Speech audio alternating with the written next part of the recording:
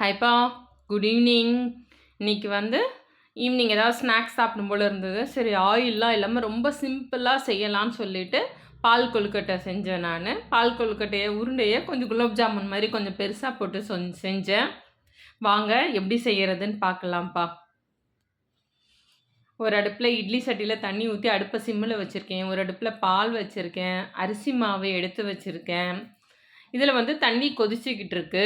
கடாயில் தண்ணி வச்சுக்கலாம். தண்ணி வச்சுட்டு தண்ணி கொதித்த உடனே தேவையான அளவு அரிசி மாவு சேர்த்துக்கலாம். நான் என்ன பண்ணிட்டேன், கொஞ்சம் சின்ன பாத்திரமாக எடுத்துட்டேன். அதுலேயே கொஞ்சமாக நெய் போட்டுக்கலாம். கொஞ்சமாக உப்பு போட்டு மாவை நல்லா மிக்ஸ் பண்ணிக்கலாம். கொஞ்சம் பெரிய பாத்திரமாக இருந்தால் கொஞ்சம் ஈஸியாக இருந்திருக்கும். சரி, நான்ஸ்டிக் பாத்திரத்தில் ஒட்டாமல் வருமேன்னு சொல்லிட்டு அதில் போட்டேன்.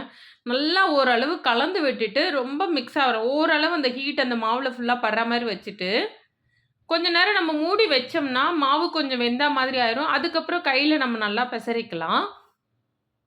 சிலர் பாலை கொதிக்க வச்சுட்டு இல்லைன்னா தண்ணியை கொதிக்க வச்சுட்டு தண்ணி தான் செய்வாங்க. தண்ணியை கொதிக்க வச்சுட்டு சின்ன சின்னதாக உருட்டி போட்டு தண்ணி கொதித்த உடனே உருட்டி போட்டு அதுக்கப்புறம் பாலில் போடுவாங்க வெந்ததுக்கப்புறம். நான் என்ன பண்ணேன், நல்லா இதை பண்ணி உருண்டை பிடிச்சி ஆவியில் வேக வச்சுட்டு அதுக்கப்புறம் பாலில் போட்டேன். அப்படி செஞ்சால் இன்னுமே ரொம்ப நல்லா இருக்குது. இப்போ ஓரளவு ஆறிடுச்சு. இப்போ அப்படியே நம்ம லைனாக எல்லாத்தையுமே உருண்டை பிடிச்சிக்கலாம். சின்ன சின்ன உருண்டையாக தான் பிடிக்கணும். எனக்கு டக்குன்னு ஒரு சோம்பேறித்தனம் வந்துருச்சு. பெருசு பெருசாக பிடிச்சாச்சு. சரி, எல்லோரும் ரொம்ப இதுவாக இருக்காங்க, கடகடன்னு செஞ்சிடலாம், சின்னதாக பண்ணால் டைம் எடுக்குன்னு சொல்லிட்டு கடகடன் இது பண்ணிட்டேன். இட்லி பாத்திரத்தில் தண்ணி கொதிக்கிற ஸ்டேஜில் இட்லி சட்டியை வச்சு அதில் கொஞ்சமாக நெய் தடவிக்கிட்டேன். நெய் தடவிட்டு உருண்டை பிடிச்சதை நம்ம அதில் போட்டுக்கலாம். நீங்கள் எப்போவுமே இந்த தண்ணியில் கொதிக்க வச்சு போடுற உருண்டையை விட ஆவியில் வேக வச்சு போடுற உருண்டை ரொம்ப சாஃப்டாக நல்லாயிருக்கும். சில நேரம் இந்த உருண்டை கொஞ்சம் கொஞ்சம் ஒரு சிலது கரைஞ்சா மாதிரி ஆயிரும். அதனால நீங்கள் அவிச்சிட்டு போட்டிங்கன்னா உங்களுக்கு ரொம்ப சாஃப்டாக நல்லாயிருக்கும். இப்போ அது நல்லா வேகட்டும்.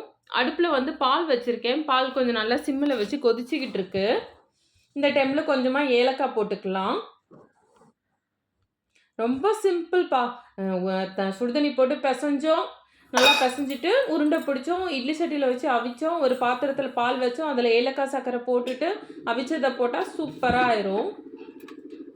இப்போ என்ன பண்ணுறேன், சர்க்கரை போடுறேன். உங்களுக்கு இனிப்பு எவ்வளோ வேணுமோ அதுக்கு தக்கன நீங்கள் சேர்த்துக்குங்க. இதை நீங்கள் குங்குமப்பூ அந்த மாதிரி ஏதாவது போடணுன்னா போடலாம். நான் அதெல்லாம் போடலை.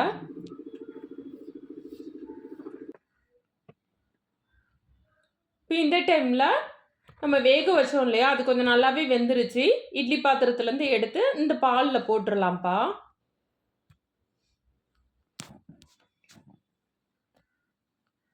ரொம்ப சூடாக இருந்ததுனால நான் அந்த இதில் ஒன்று ஒன்றா எடுத்து போட்டேன்ப்பா.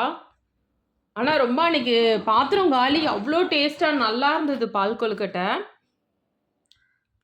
இந்த பாலில் நீங்கள் ஏதாவது குங்குமப்பூ இல்லைன்னா பைனாப்பிள் எல்லோ அந்த மாதிரி லைட்டாக சேர்க்கணுன்னா சேர்க்கலாம். சரி, பால் கொழுக்கட்டை மாதிரியே இருக்கட்டும்னு சொல்லிட்டு நான் ரொம்ப சிம்பிளாக செஞ்சுட்டேன். நான் இதுக்கு நெய் முந்திரி அந்த மாதிரி பெருசாக எதுவுமே தேவையில்லை.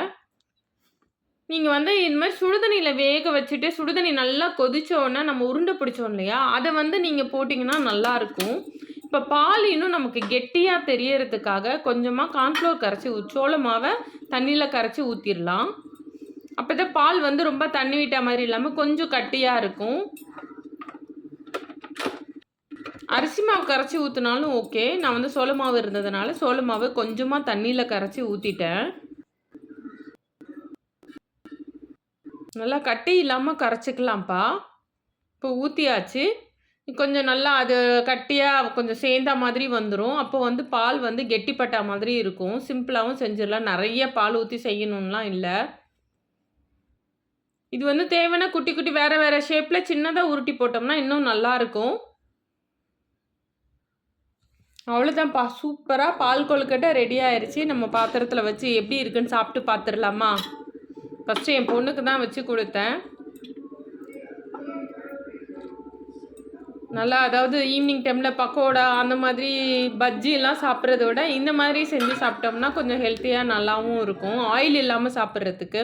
அவ்வளோதான்ப்பா. உங்களுக்கு இந்த பால் கொழுக்கட்டை வீடியோ பிடிச்சிருந்தால் லைக் பண்ணுங்கள், ஷேர் பண்ணுங்கள், கமெண்ட் பண்ணுங்கள், சப்ஸ்கிரைப் பண்ணுங்கள். அடுத்த வீடியோவில் பார்க்கலாம்ப்பா.